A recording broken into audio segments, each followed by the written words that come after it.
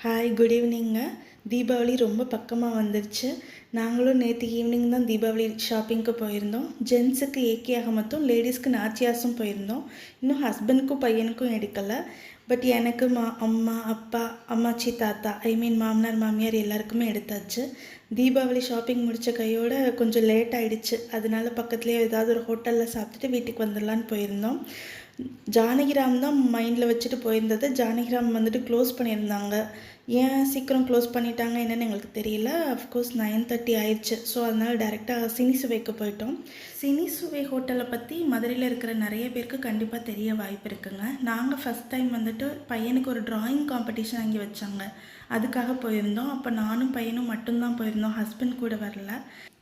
அப்போவே பிளான் பண்ணியிருந்தோம். நாங்கள் 3 பேரும் கண்டிப்பாக ஒரு நாள் டின்னருக்கு இங்கே வரணும் அப்படின்னு சொல்லிட்டு. இது ஒரு யூனிக்கான பிளேஸுங்க. குட்டி பசங்களை கூட்டிகிட்டு வந்தால் அவங்க நல்லா என்ஜாய் பண்ணுவாங்க. நீங்களும் உங்கள் ஃபுட்டை நல்லா என்ஜாய் பண்ணலாம். இங்கே ரேட்டுமே ரொம்ப காஸ்ட்லியும் இல்லை, ரொம்ப நம்ம வீட்டு பக்கத்தில் வாங்குகிற ஹோட்டல் அளவுக்கு கம்மியாகவும் இல்லைங்க. கொஞ்சம் நார்மலான ரேட்டாக இருந்துச்சு.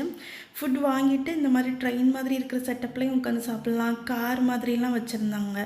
அந்த காருக்குள்ளேயும் உட்காந்து சாப்பிட்லாம். அது ஒரு டிஃப்ரெண்ட்டான எக்ஸ்பீரியன்ஸாக இருக்கும்னு நினைக்கிறேன்.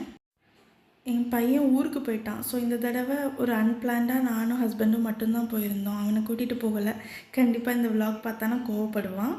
நாங்கள் இங்கே என்ன ஆர்டர் பண்ணியிருந்தோன்னா, ஷெஸ்வான் சிக்கன் ஃப்ரைட் ரைஸும் ஒரு முட்டை கொத்து பரோட்டா அதுவும், அப்புறம் ஹஸ்பண்டுக்கு ஒரு கலக்கி.